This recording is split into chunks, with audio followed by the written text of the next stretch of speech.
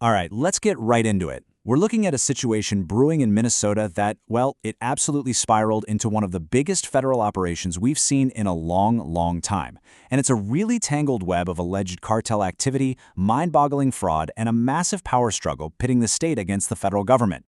So this is the big question, right? Why on earth did 3,000 federal agents suddenly descend on Minneapolis? I mean, you just don't see that every day, an American city flooded with feds on this kind of scale.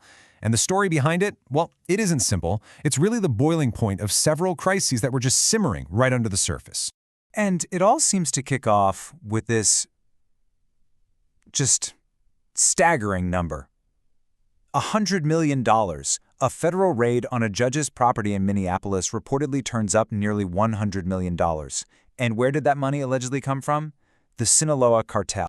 So this is where the plot really starts to thicken. You've got a local judge, a notorious international cartel, and this absolutely massive federal response.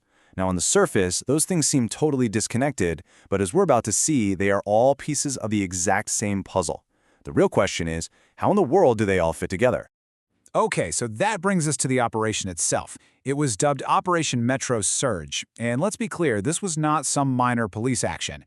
We're talking about a massive, coordinated sweep aimed squarely at the Minneapolis-St. Paul metro area. Just look at the sheer scale of this thing. We are talking about 2,000 to 3,000 DHS agents in a single coordinated sweep. And their target was broad, everything from trafficking rings to these complex fraud networks. And the results? Well, they were just as staggering. By early 2026, over 3,000 people had been taken into federal custody. I mean, think about that. That is a massive number of arrests. So you have to ask, right, why go this big? To really understand why an operation this huge was deemed necessary, you have to look at what was happening on the ground in Minnesota.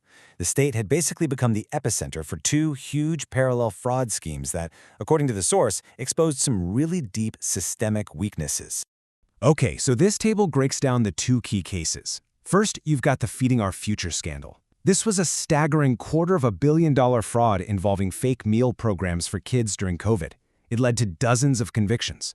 But then you have the Promise Health Services case, a multi-million-dollar Medicaid fraud scheme, where something totally different happened. A unanimous jury conviction was just thrown out by a judge. And this is where the story gets even more complicated. An anonymous juror from that overturned case was so shocked, so floored by what happened that they actually went public. They claimed the evidence of fraud was crystal clear, and they just couldn't believe a judge could single-handedly toss out a unanimous verdict. This is the moment this whole controversy really starts to get federal attention. And this timeline just shows you how quickly it all unraveled. June 2024, charges are filed. A year later, a jury spends weeks looking at all the evidence, and they come back with a guilty verdict. Unanimous. But then just 2 months later, a judge throws the entire decision out, basically saying the evidence was just circumstantial. You know, this exact sequence of events is a really crucial piece of this puzzle. But look, the massive fraud, that was only one part of the problem. Running parallel to it was this other major threat, the establishment of these incredibly sophisticated cartel supply lines running directly into the Twin Cities. And we are not talking about small-time street dealing here. No way.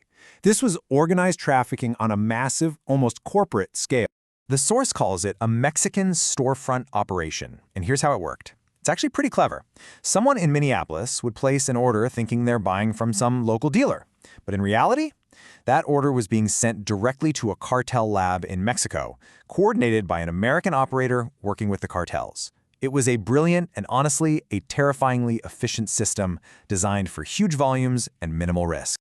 So here's a look at the whole supply chain. An order in Minneapolis kicks off a chain reaction down in Mexico.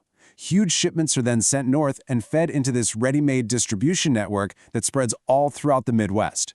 And the man who was allegedly pulling all the strings, the source names him as Clinton James Ward, who reportedly fled to Mexico to set this entire thing up. And just to give you a sense of the sheer scale we're talking about, I mean, look at these numbers.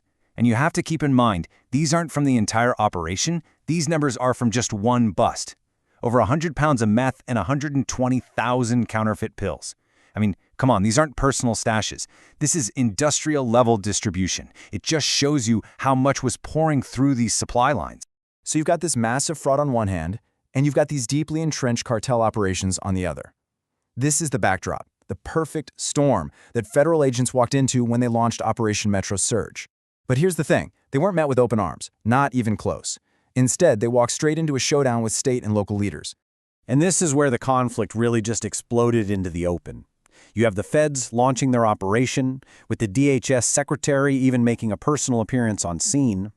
And the state's response, according to the source, was immediate and defiant. The governor allegedly released hundreds of criminal aliens. The attorney general sued the Department of Homeland Security. You had judges starting to issue injunctions to block the raids. It turned into an all-out war fought both on the streets and in the court.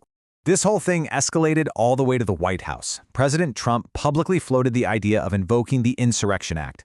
Now, this is a really big deal. It's a rarely used and highly controversial law that allows the president to deploy the U.S. military on U.S. soil to enforce federal law.